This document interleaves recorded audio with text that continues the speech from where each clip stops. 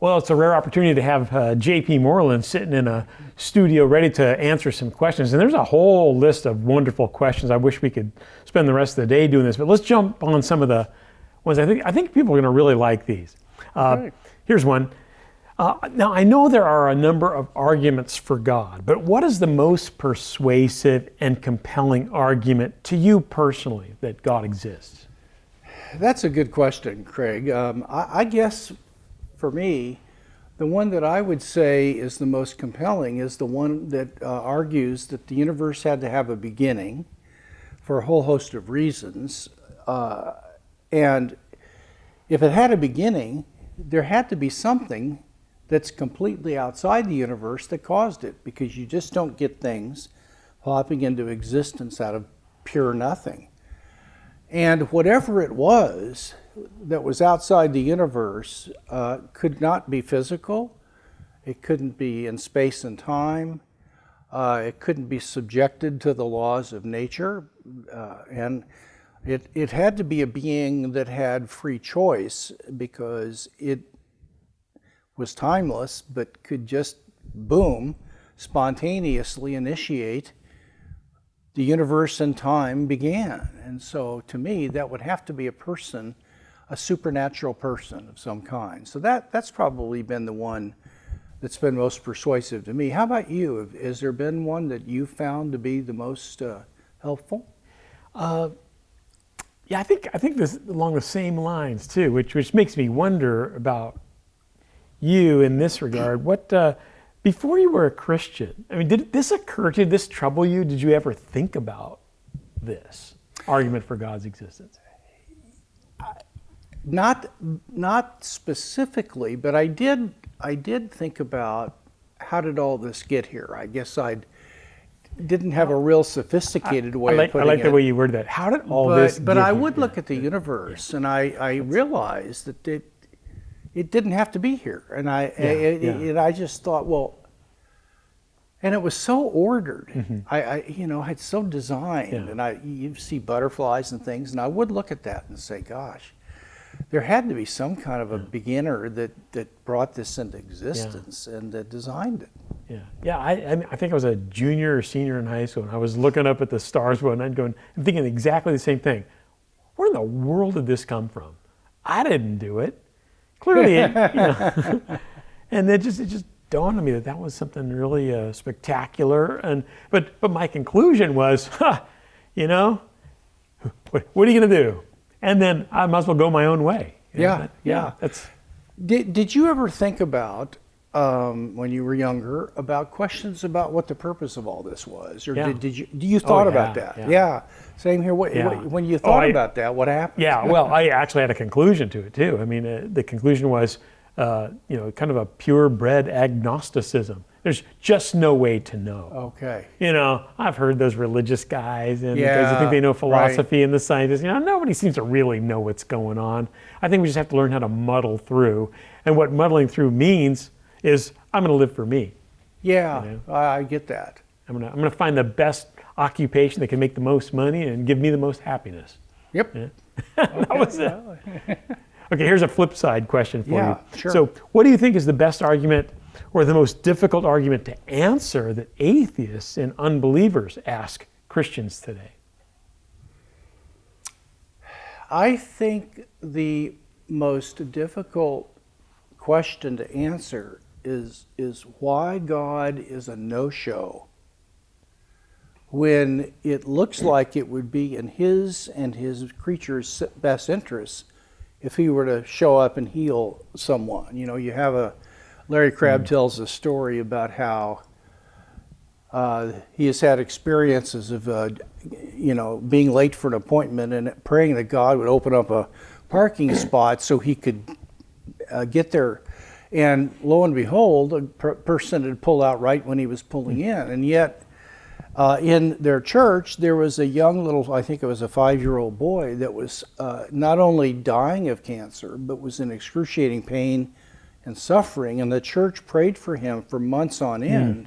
And he eventually died an agonizing death. And where was God in that? And though that's tough, I feel the weight of that, and I think those are hard ones. But I guess if I had to pick one, that would be one that's difficult, I think, to answer. Yeah, that's rough. I mean, how do you cope with that as a Christian thinker?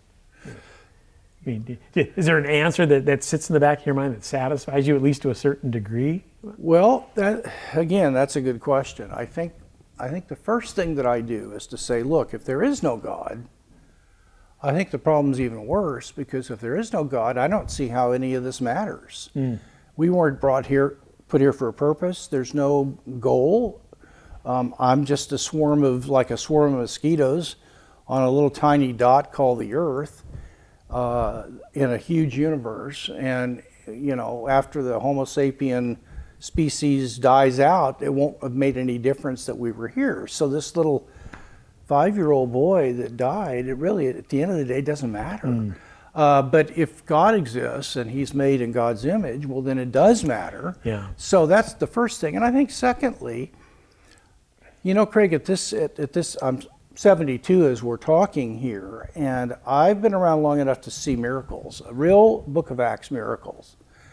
And I have seen God show up enough to where I know he does. Now, I still don't know why he doesn't sometimes, but I do know that he's there, and there's somebody in the other line when I'm praying. Yeah.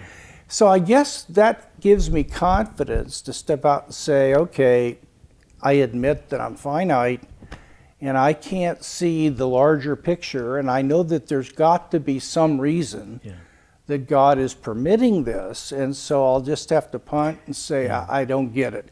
But my grounds for that is that I already know God's there, and I've seen him do stuff, and so that gives me reason to do this without it just being kind of a cop-out. Yeah, what helps to encourage me along these lines is when we have to think about some untimely death of a young person or something, some That's tough. grisly death by cancer or something, that I know who God is, and I know that he really is all loving, and he cares for us so deeply. Yes. And so it leads my mind to think there is a glorious afterlife. Boy, that's a good point. It's got to be. That's a good point. Yeah. And it's got to match or exceed the suffering that you bet. This little child went through. That's a good word. I think that's right. Yeah.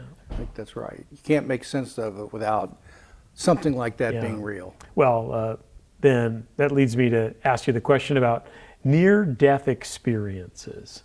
Are those things real? I mean, we read about them. So in some ways, it seems like something we should be reading about in a comic book. But Yeah.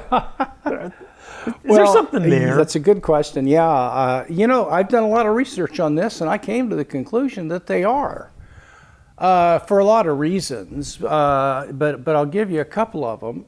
One of them is that there are estimated to have been 300 million of these around the world. And in America, it's something like 14 million people who've had a near-death experience, and so this is so no idea it was that widespread. Wow. That it's very difficult to see all of these being made up or just the result of some kind of oxygen deprivation of the brain, and so that's one thing.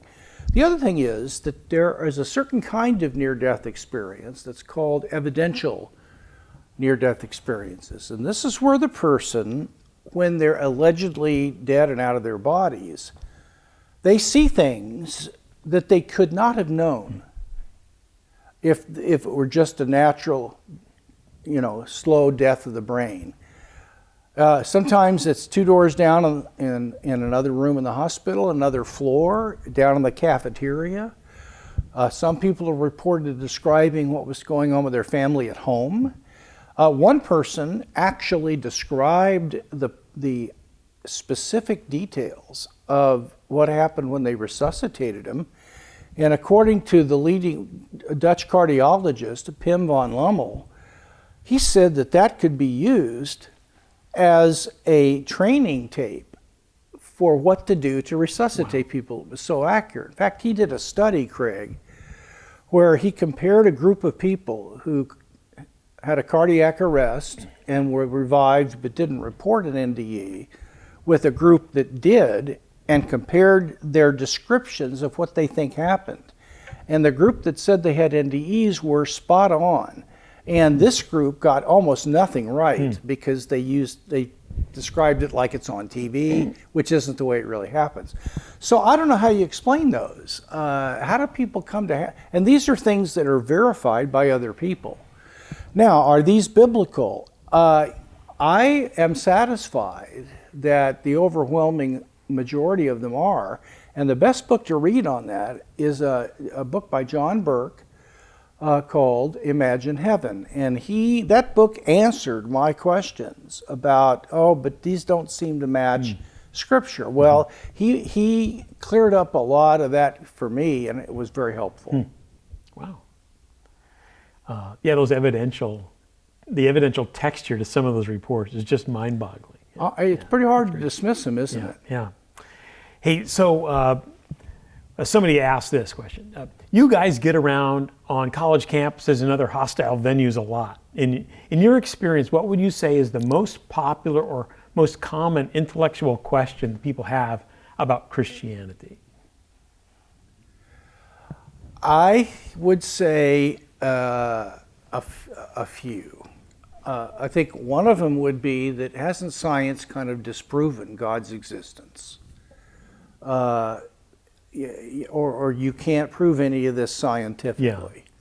So I think that I get that a lot. And then I think that a lot of people have trouble with the idea that this is the only way to God. They might say, well, good for you. I'm glad this is your truth and in your way, but other people have their truths and their way, and I don't know how you could have the gall to say yours is the only right one. And so how about you? But you've done this as much as I have.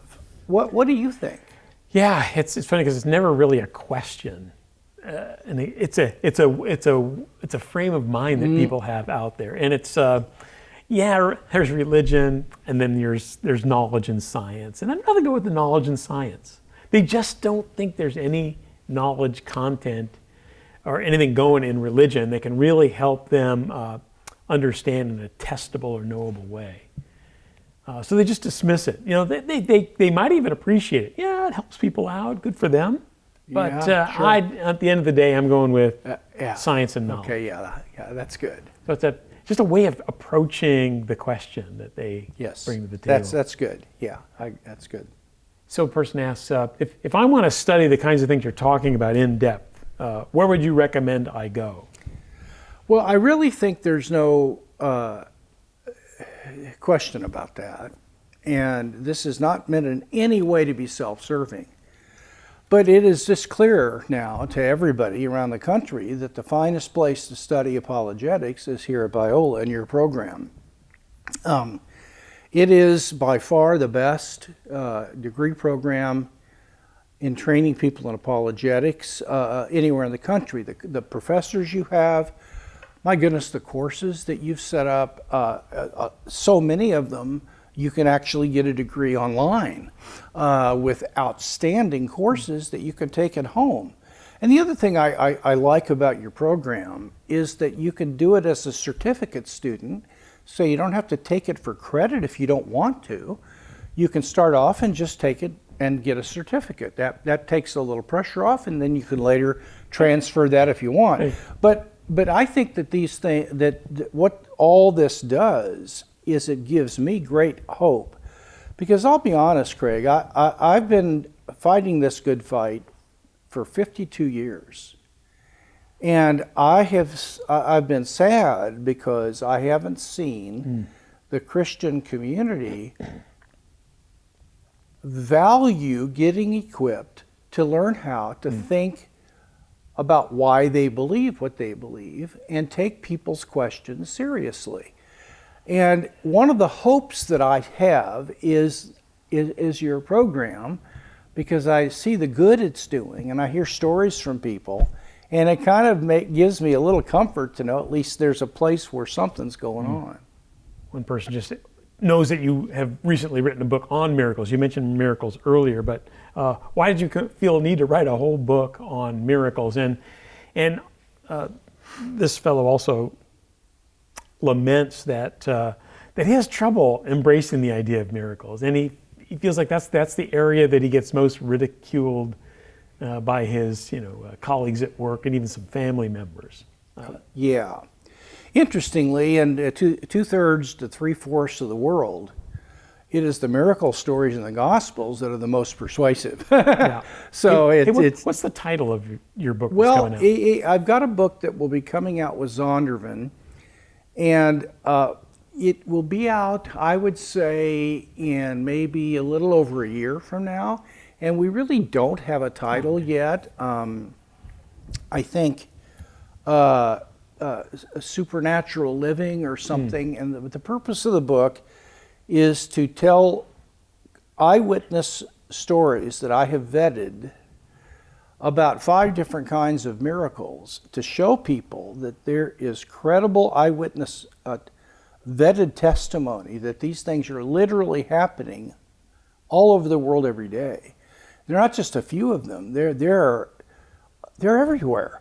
And what I think a person that you shared about who's got trouble with this, what they're doing is they're taking their own experience and they're generalizing it. And that's a logical fallacy called hasty generalization, where you take something and you too quickly make it a general truth when you don't have a big enough sampling. And I think that if people would go to church and they'd ask this question, have you ever seen an answer to prayer that was so specific there's just no way it could have been a coincidence? Or have you seen a miraculous healing or another miracle? Do you know someone who had a near-death experience? I tell you, you would find that 80% of the people in your church have had something like that. Now, maybe they'd like to have more of them, but it's the ones that they share are hard to dispute. Now, I've done this, and it's been really encouraging. So I would say that this friend of ours, this brother, just needs to start asking around a little bit and read some good stuff about it, and that will help. Very good. Question: I have some Muslim coworkers, and I'm wondering how best to have a spiritual conversation with them. Do you have any advice? Well, Craig, this is in your Yeah, I think I have a few things to say. I've dealt with Muslims a fair amount. I've dealt with Mormons even more, and I've discovered some of the things I use with Mormons work very well with Muslims. And really, the job one, I think it's pretty much anybody you want to have a spiritual conversation with. It's just to try to befriend them. Build a relationship as best you can. And the fact that you're talking about coworkers here is very helpful because you get to see them over and over again, so you have time to build a relationship. And once you do that, Islam, in my view, has something a very special hook for the Christian, because we know something about the Muslim, something that's going on in their soul, and it's actually a troubling thing. They're not sure if they're right with Allah. They're just not sure, and they have no way of having that assurance. Wow! And the great thinkers in Muslim history found they would never dare to claim that they actually were in good favor with Allah. They had no idea where they were going to end up. No assurance. Yeah. And so when you come off as a Christian who actually has this deep assurance and this peace, this day-by-day shalom in your life, that really bugs Muslims and Mormons too, who are trying to live by works and trying to please some deity rather than just letting the finished work of Christ do all the work. That's amazing. Yeah, so it's very attractive, and it's a way of not coming down and answering their most difficult question, but just showing them something very positive from your own life. Well, I've become friends in addition to that this last year in researching for my own book with this wonderful gentleman named Tom Doyle, and for decades now he has been one of the leading missionaries to Muslims, and he and his wife have been in every single country in the Middle East, and they've been in great danger, and they've done a ton of outreach and research. And if you would go online, go to Amazon and look up Tom Doyle's books, they're all about reaching Muslims. And he's got miracle accounts in there and things about Islam that are important. And I would recommend, if you're really interested in this, to get a hold of some of Tom Doyle's books and take a look at maybe one of them. So, one of our master's degree students in Christian apologetics is a former Muslim, and she left her homeland and came here to do a master's degree in apologetics. Yeah, and she because of immigration issues, she needs to return, and her life's actually in danger in going back. And so we're trying to find some sort of immigration loophole or some work that she can do here. Oh, yeah, that's something. So that's the real deal. But she came to know the Lord partially through the effect of dreams, and visions. Oh yeah. We've heard that over and over again. Over and over again. Yeah, absolutely. Here's a guy who's pretty honest. Here's a question for you. He says, I'm probably not going to read a lot on apologetics after this meeting. So I'm curious what experts like you would say is the one or two things I should know that will help me the most in sharing the gospel. Well, we both should, I think, weigh in on this. I guess I would say that you need to learn 2 or 3 arguments for God's existence, and you can find those in a whole host of places, and it wouldn't take you long. So maybe bolt down a couple of 3 arguments for God. Maybe the origin of the universe and the design, and maybe where did moral laws come from? Those would be good starters. And I guess the second one would be to try to learn just a few arguments for the historical veracity of the resurrection of Jesus. There are places where you can, you could read 20 or 30 pages, and there are several, and you could at least get 4 or 5 of them down and write them on a piece of paper. So if you had those 2, just a few arguments for God and a few for Jesus, that'd be a that can carry you a long way. It really can. Well, what would you add to that? Well, I'd add a practical aspect. There's a thing I call the golden rule of apologetics. Ask of them as they ask of you. Because I like it. So often we are just in a position where we're nervous because they're coming at us. We know that there's questions they're going to be asking, and we forgot to read that book by J.P. Moreland. Oh, if only I'd read that. Yeah. So when they come at you, and I use this technique whether I know something about the subject or not. They're coming at me, and I just take a deep breath and turn whatever question they're asking around on them. They'll say, Hazen, you don't really believe the Bible, do you? And I'll just go, well, I'm curious. What do you think about the Bible? And then you just sit back and watch the craziness fly, Wow. Because they'll say the most ridiculous things. In fact, I had an uncle who was like the smartest guy in our extended family. Did exactly that over Thanksgiving dinner. Craig, I hear you become a Christian. You don't really believe the Bible, do you? And I said, well, tell me, Uncle Rob, what do you think about the Bible? What did he say? He goes, the guys down at the lab, he was a physicist, he's like, the guys down at the lab, we talk about this kind of thing all the time, and we're pretty sure that most of the Bible was written by inebriated monks in the 1500s. And I'm sitting there, I was only like 19 going, Lord, you have delivered him into my hand. That's the craziest thing I've ever heard. Yeah, but it really gives people, it gives you just a great approach when you can actually just step back, take a deep breath, and ask them what they think. It affirms them that you actually care about their thinking on the subject.